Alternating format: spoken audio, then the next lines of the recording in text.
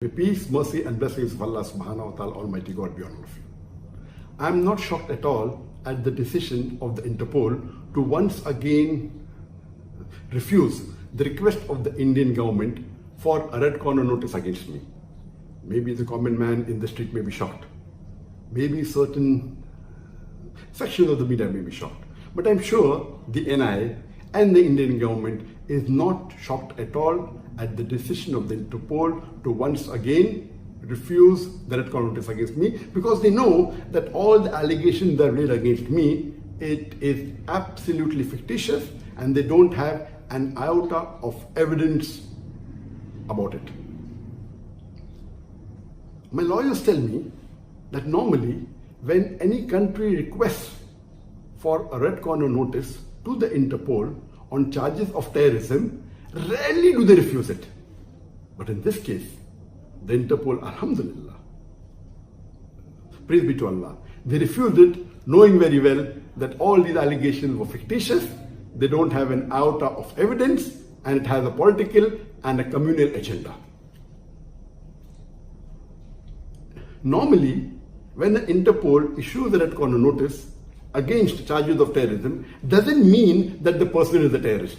He may be, he may not be, unless the court, in a court of law, after analyzing the evidences, say that he is a terrorist. Can you consider that there are chances he'll be a terrorist? Just by a red corner notice being issued does not indicate that the person is a terrorist. It has been for more than 3 years since the Indian government, the NIA, is trying to find evidence against me.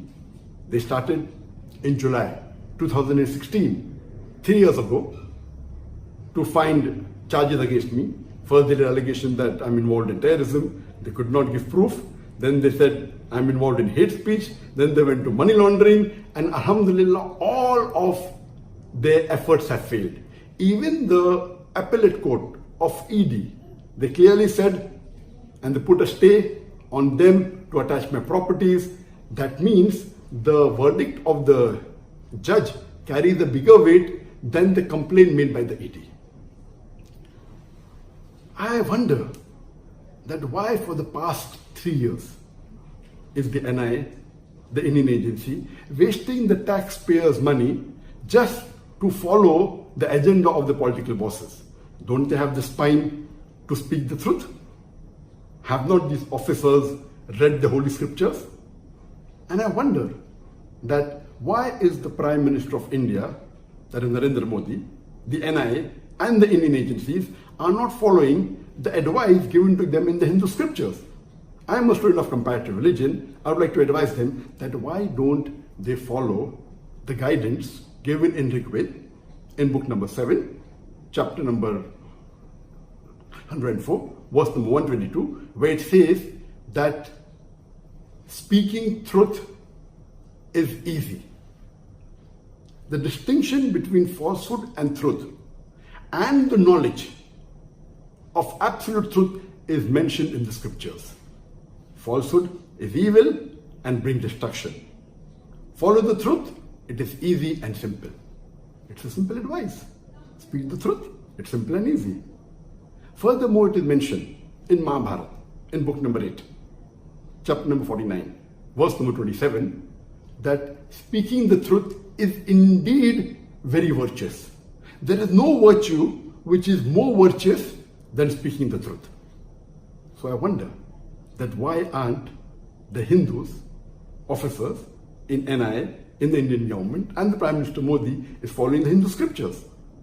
But I'd like to mention a fact to you, that there are many officers in NIA who are really kind and truthful. And I know that when my organization, Islamic Research Foundation, was banned in November 2016, the NIA raided my office and was continuously there for more than 2 days. They were for more than 50 hours in the office.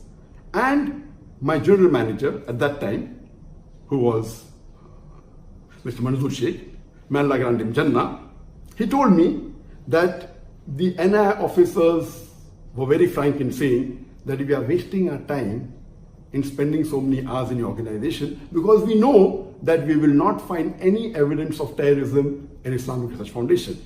Because we have heard the lectures of Dr. Zakir Naik, he speaks about priests, but we are forced by our superior to do a raid on this organization.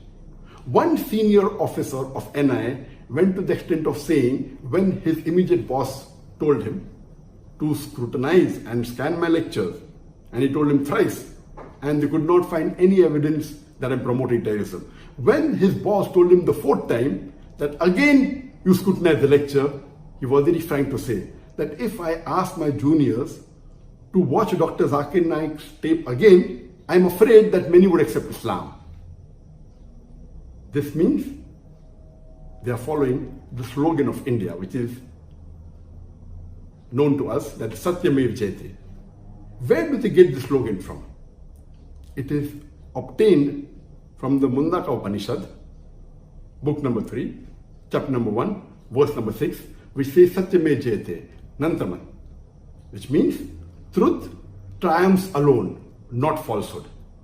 I would like to thank the Interpol, because this message of the Upanishad is also mentioned in the Quran, in Surah Isra, chapter number 70, verse number 81, which says, وَقُلْ جَهَلَكْ وَذَاكَ الْبَاطِلِ إِنَّ الْبَاطِلَ كَانَ زَهُوقًا. When truth is hurled against falsehood, falsehood perishes. For falsehood, it's by its nature bound to perish. I would like to thank the Interpol. Though they are not Indian, they are following the advice of the Indian slogan, Satyamev Jayate, truth triumphs alone. They are following the advice given in the Upanishad as well as in the Quran. My only request is, why doesn't the Prime Minister of India, Narendra Modi, the NI and the Indian agencies also follow the advice of the Upanishad and the slogan of India, that is Satyamev Jayate, truth triumphs alone. Thank you. Assalamu alaikum. May peace be on you.